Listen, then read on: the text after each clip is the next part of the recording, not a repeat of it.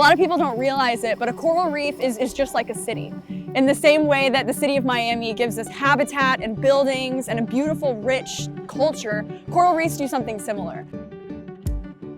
SCUBA Club is the biggest club on the UM campus. We certify about 100 to 200 divers every year, and then we go diving every single weekend. We typically do one once a semester with Rescue a Reef.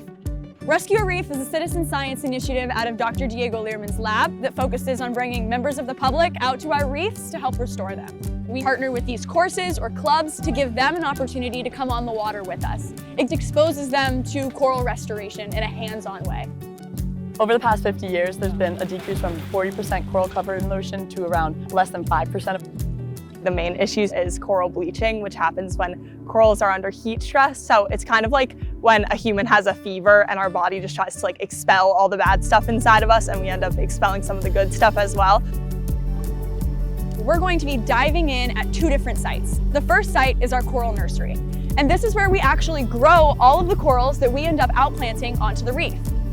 We grow these corals on underwater structures called coral trees. They're about 6 feet tall and with arms as long as mine, and will grow colonies hanging, suspended in the water column off of the arms. The corals love growing in these conditions. They can grow 3-dimensionally, they get water flow, fresh nutrients. We're going to clean off these coral trees to prevent algae from overgrowing, and then going to fragment them and cut them and collect them and bring them back up on the boat. By fragging the corals, it actually activates something called pruning vigor. Kind of like when you prune a rose bush, you want to cut it back so that it then grows even faster.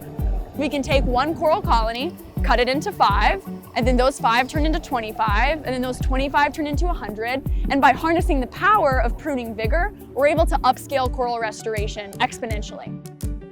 On our second dive, we will actually take the coral fragments that we collected from our nursery and outplant them onto the reef. We do this using cement, which may seem a bit impractical, but cement dries underwater the exact same way that it dries on land.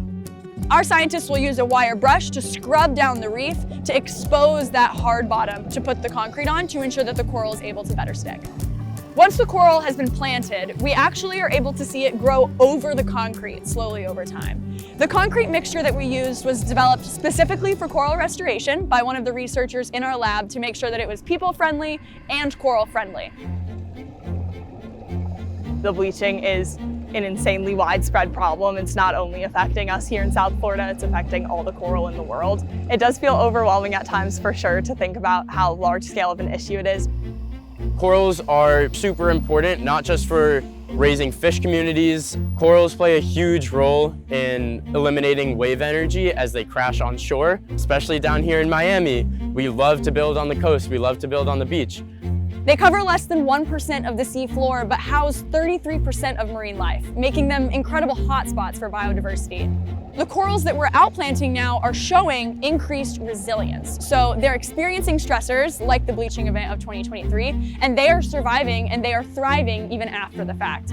And coming up with ways to engineer or make these corals more resilient is really the next footstep in the path of ensuring that restoration is able to move forward.